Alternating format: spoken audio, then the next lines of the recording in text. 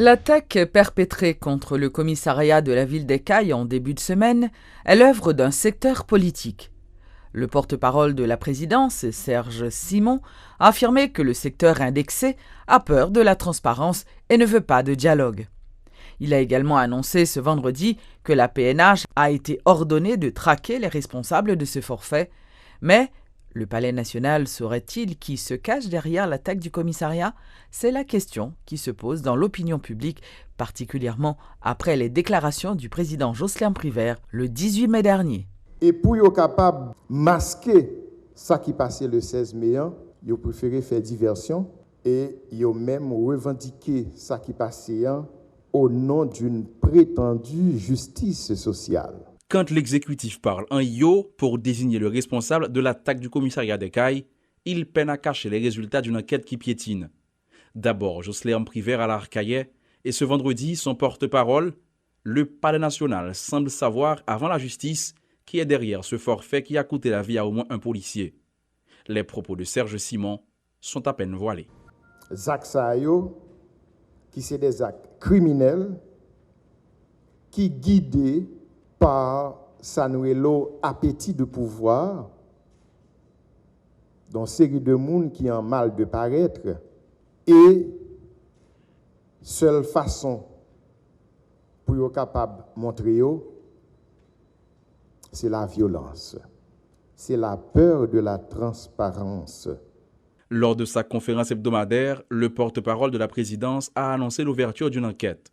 Certains diraient que celle-là ne risque pas de tomber dans la catégorie de celles qui se poursuivent, car le palais dispose d'informations exclusives, comme par exemple que l'initiateur de l'attaque ne faisait pas partie de la bande. Effectivement, parce que Mounan n'est pas allé. Donc, il y a des commanditaires, il y a les acteurs. Serge Simon ne cite pas de nom, d'ailleurs il dit ne pas le savoir. Cependant, certaines voix ont accusé Guy Philippe quelques heures seulement après l'opération. Le palais s'aligne-t-il sur cette position ?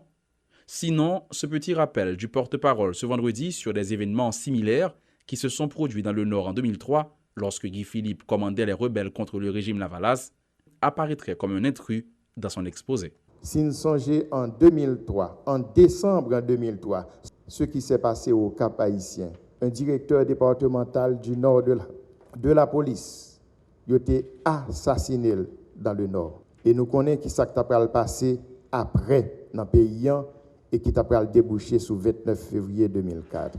Cette attaque contre le commissariat d'Écailles étant un acte politique, selon l'exécutif, le président Privert veut donc que cela cesse. C'est en ce sens qu'en plus des ordres passés à la PNH, le chef de l'État va également initier très vite le dialogue national pour obtenir une stabilité politique, quoiqu'il soit sûr de ne pas être celui qui l'achèvera. Le dialogue national, il doit permettre nous déboucher avec un pacte sur l'économie pays, un pacte sur l'environnement, un pacte politique avec un pacte social. Suite à l'attaque de dimanche soir, la PNH a reçu l'ordre de l'exécutif d'agir afin qu'une telle situation ne se reproduise plus. À entendre parler le président ou encore son porte-parole, certains se demandent si la police doit découvrir le coupable ou juste arrêter celui dont on ne cite pas le nom. Le professeur Victor Benoît est favorable au vote électronique pour les prochaines joutes électorales dans le pays. L'ancien président de la fusion des sociodémocrates qualifie de démagogue certains leaders de partis politiques qui boycottent la mise en place d'une telle structure. Ce système de vote électronique mettra fin, selon lui, à la crise post-électorale systématique qui existe en Haïti. Victor Benoît, qui était invité ce vendredi à la rubrique Le Point de Métropole, a confiance dans la commission de vérification, notamment en raison de la présence à la tête de cette entité de François Benoît, un ancien conseiller électoral. En deux pays, il y a de monde qui laissait un courant politique depuis 1806 qui laissait le projet national. Il n'y a pas sous projet pays, il y a sous projet poche, il y a sous projet, n'est-ce pas, clan, clan qui est autour du président de la République avec les clés, etc., pour enrichir, etc. Donc, c'est pas une question de pays. C'est pas une question de pays. Pas une question de pays. Pas une question de pays. C'est la démagogie que vous avez. Parce que vous-même, sont ces deux mondes, que c'est la crise dans le pays, yo fait affaire yo. Et moi-même, non pays, côté tout paysan, je dis, qui dans le jardin, yo a un téléphone. Téléphone dans un petit cadre, oui. Hein? Il a fait numéro sous lui. Hein? Donc, si paysan capable de téléphone là, pour les gens New York, pour les gens Canada, pour les familles en France, et que il pas qu'à comprendre numéro pour que sous nos machines électorales pour nous peser numéro n'est-ce pas pour le voter. Donc je pense qu'il faut sortir de la démagogie, il faut adopter le vote électronique. Retirer pays en crise, c'est pour l'élection faite dans des conditions côté il pas déboucher son crise politique. Parce que l'île pour ça fini. Chaque fois qu'il y a élection, c'est pays a la guerre de crise. Donc nous dit non, qu'on y a si on a fait, il faut bien négocier les dans des différents paragraphes. Parce que les gens qui sont candidats, il faut partir de l'élite politique. Les gens qui sont l'élite politique, ils ne sont pas là, ils ne sont pas tourner en nuisance pour le pays. Ils sont là pour que aider les pays à solutionner les problèmes. Le gouverneur de la Banque centrale, Jean Badin-Dubois, a été entendu par la Commission économie et finances du Sénat de la République ce vendredi. Une audition qui portait notamment sur la politique monétaire appelée à être mise en application. Le rapport de la Commission sera présenté à l'Assemblée lors de la prochaine séance en vue de la ratification du conseil d'administration de la BRH par les sénateurs. Il y a une question d'inflation en tout qui préoccupe nous parce que nous connaissons l'inflation. Et c'est lui-même probablement qui rend que les consommateurs pas qu'à vivre bien. Parce que les prix produits ont augmenté sur le marché et le petit peuple n'a pas qu'à manger. Et c'est peut-être ça que nous avons parlé avec le conseil désigné ça pour nous dire pendant 3 ans, il faut qu'on prenne des mesures pour permettre que la question d'inflation baisse. Parce que aujourd'hui, il y a environ 15%. Nous voulons une inflation à un chiffre qui permet que le peuple ralentit.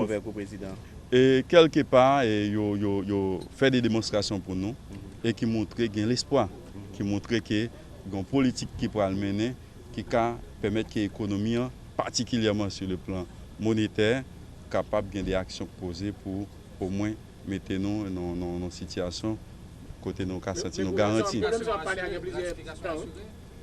Et ratification ne pas dépend uniquement de moi, même si c'est certain que par rapport avec l'argument qui est porté là-bas, et c'est des gens qui prennent un rapport plus ou moins et qui sont capables d'accepter par l'Assemblée parce que jusqu'à date, non, rapport c'est à partir de nous faisons déduction des séances de travail ça pour nous préparer le rapport. Le rapport pas qu'à préparer tout autre qui ne pas attendre.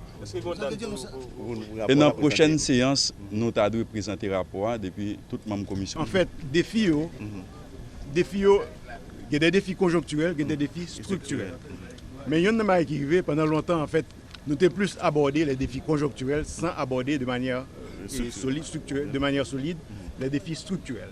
Et il y a une chose qui est importante, c'est que pendant que nous résoudons les problèmes conjoncturels, nous tout attaquons tous des problèmes structurels de balance des paiements. C'est pour ça qu'il est fondamental que nous ayons un support que nous baillons à toute chaîne de production, de façon à ce que nous puissions produire plus pour la population. Que de même tout, nous disons que le problème crédit à nous aborder, il faut vraiment que ce soit un jeune haïtien qui a besoin d'aller à l'école, que le cas de crédit pour aller à l'école, que ce soit en fait un jeune entrepreneur qui a besoin en fait de travail, que le capable de possibilité pour le capable de jouer un crédit. Nous parlons de tout défi ça. Comment que le pas matérialiser? Nous gagnons très concrètement, de toute manière, gagner par exemple, pour un petit entrepreneur, nous gagnons ça en fait une loi sur crédit bail. La loi sur crédit bail là, il permet que un entrepreneur doit utiliser les outils de travail, il comme garantie de façon à ce qu'elle puisse prêter sous lui et continuer le travail. Ça, c'est la loi sur crédit bail qui d'ailleurs en fait dans le Sénat. Nous avons un bureau de crédit que nous mettons en place qui permet que, en fait, au monde qu'on a là, sous sérieux et qu'on habitué à remettre comme le RDO pour continuer à jouer un crédit dans le système. Et le crédit, ça, on commence à gagner depuis bien bonheur. Et que nous avons l'autre élément, l'autre programme que nous mettons sur place. Et par rapport à l'agriculture, comme nous avons parlé de problème agriculture là, nous retirons les réserves obligatoires sur tout prêt qui fait sur l'agriculture. Ce qui fait que l'on pas de réserve obligatoire sur prêt qui fait sur l'agriculture, lui permet que les gens qui sont dans l'agriculture sont capables de prêter à meilleur marché que si c'est un monde qui t'a prêté pour le terrain importé. Le ministère de l'Agriculture a lancé un projet de coopération pour le développement de la filière céréales dans la ville d'Écailles. L'agronome Arnoux Séverin, directeur du ministère, a fait savoir que ce projet est réalisé en partenariat avec la République de Chine-Taïwan. Il faut que nous disions que le projet, ça, c'est le projet ministère de l'Agriculture que lié. Le ministère pas d'ingénierie assez pour faire toute bagaille, lui demander appui, accompagnement de l'autre pays pour que lui capable d'accomplir mission. C'est dans le cadre de ça que nous gagnons projet ça. Ça veut dire que c'est projet ministère de l'Agriculture que lié. Si le ministère a bien solide, il ne peut pas demander appui, mais il demande appui pour que nous capable de rendre nos services, pour capable de nous ce que nous avons besoin. Et encore une fois, on a dit merci à la population taïwanaise parce que nous trouvons que nous rendons nos services là bien. Parce que actuellement dans le ministère, depuis 3 ans, on a parlé de nos programmes qui est le programme triennal de relance agricole. Et dans le projet ça, nous plus travail, alors dans le programme ça, nous plus parler et nous plus faire activité sur ça que les filières agricoles. On voit ici nous travail sur filière végétale, sur maïs, pois, du riz. Nous dit filière, c'est parce que ils ont commencé avec nous depuis notre plantation jusqu'à ce que nous arrivions dans la commercialisation. Et dans la filière, nous disons à le ministère, c'est de la fourche à la bouchette. Ça veut dire que de vous commencer à mettre des outils dans la terre, arriver juste côté, il y a manger et produits que nous tirons de l'école.